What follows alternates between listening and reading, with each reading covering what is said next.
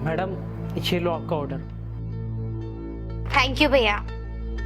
वैसे मैंने इसकी पेमेंट ना ऑनलाइन कर दी थी। जी मैडम।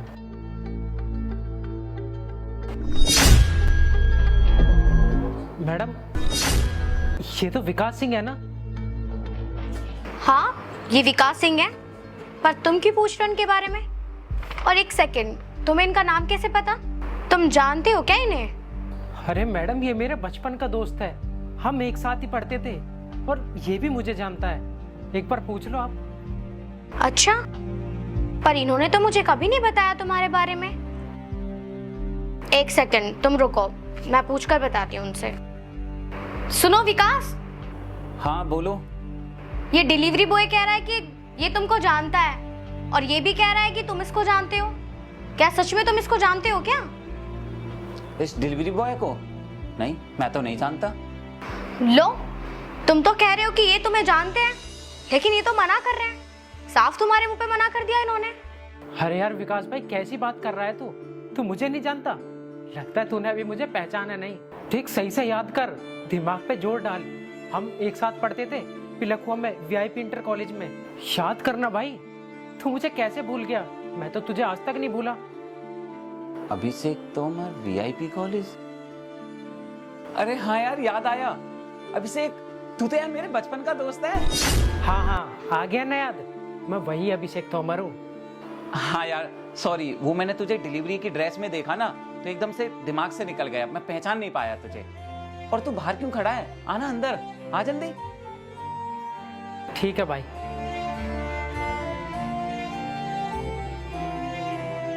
ये डिलीवरी बॉय विकास का दोस्त है? कैसे कैसे दोस्त बना रखे हैं विकास ने।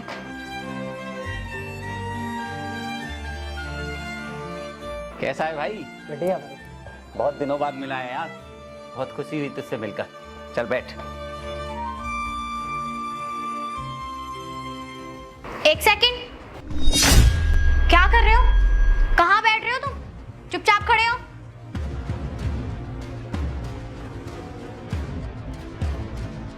और विकास, तुम क्या कर रहे हो? ये मतलब तुम किसी भी इंसान को हमारे इतने महंगे सोफे पर बैठा दोगे?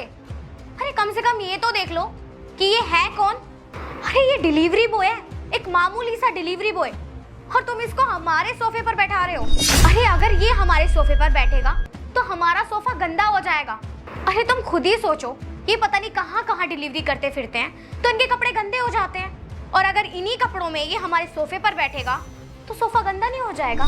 देखो विकास, अगर तुम्हें इससे बात करनी है ना तो खड़े होकर करो, और अगर तुम्हें सोफे पर बैठना है तो इसे बोलो कि ये खड़े होकर बात करे तुमसे। लेकिन ये सोफे पर नहीं बैठना चाहिए, समझे तुम? ये कैसी बात कर रही हो रिमसा तुम? अरे तू मेरे दोस्त के लिए ऐसे कैसे बोल सकती हो? इसको कुछ भी बोलने से पहले एक बार सोचो तो सही। ये मेरा दोस्त है और ये खुद नहीं बैठा है सोफे पर आकर, मैंने बिठाया है इसको। और मान लो मैंने भी नहीं बिठाया होता तभी क्या प्रॉब्लम है सोफे पर बैठने पर? और ये महंगे हैं तो क्या हुआ? हम इंसानों से महंगे थोड़ी ना है, और ये सोफे तो बैठने के लिए ही होते हैं। हाँ तो क्या हुआ? अगर ये तुम्हारा दोस्त है तो एक मामूली सा डिलीवरी बॉय ही ना। इनकी कोई औकात भी है इतने महंगे सोफे पर बैठने की? अरे वो तो शुक्र करो कि मैंने इसे अंदर आने दिया, वरना इन डिलीवरी वालों को कोई गेट के अंदर भी नहीं आने देता।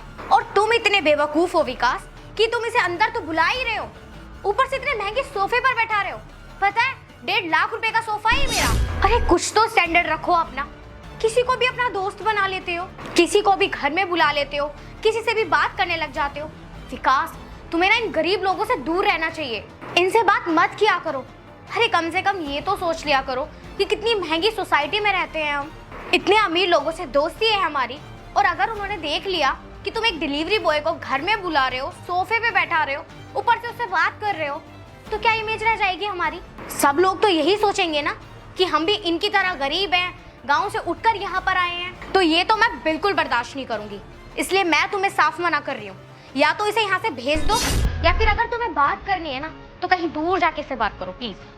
छोड़ना विकास भाई, भाभी बिल्कुल ठीक कह रही हैं।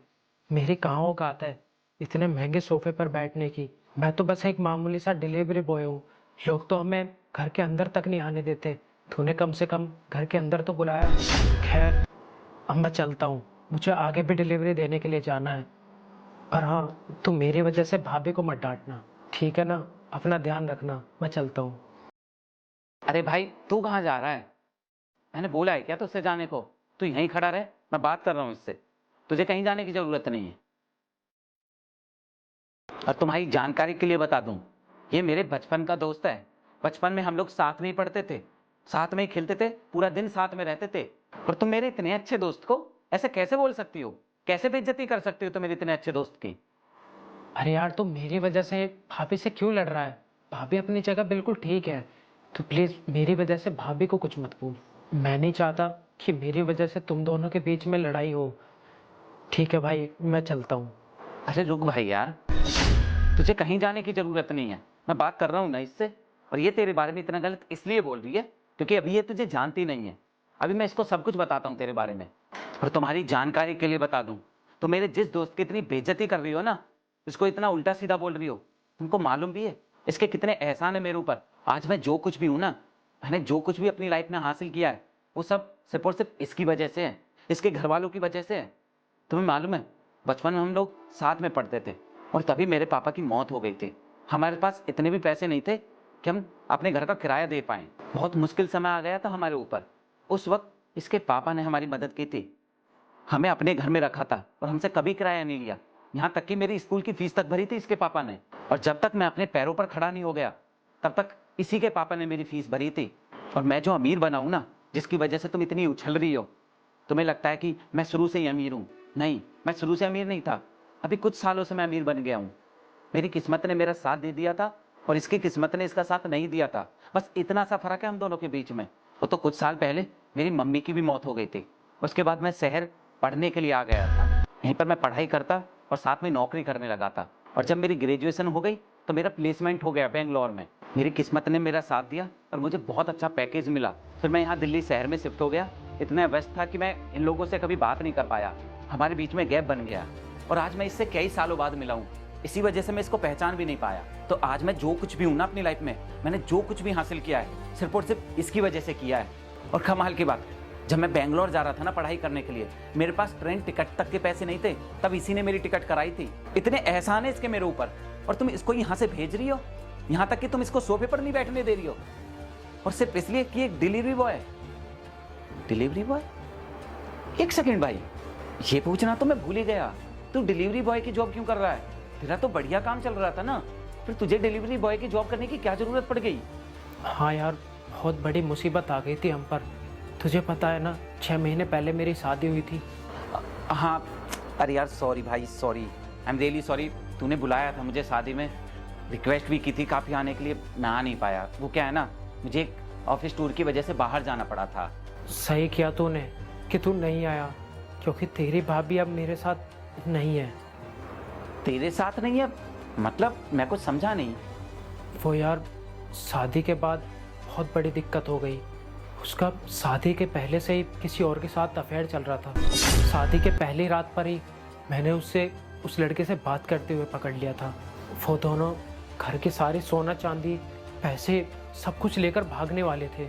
मैंने जैसे तैसे अपनी वाइफ को तो समझा दिया और उस लड़के को वहाँ से भेज दिया, ताकि समाज में उसकी और हमारी बेइज्जती ना हो। पर यार, वो लड़की बहुत बुरी निकली।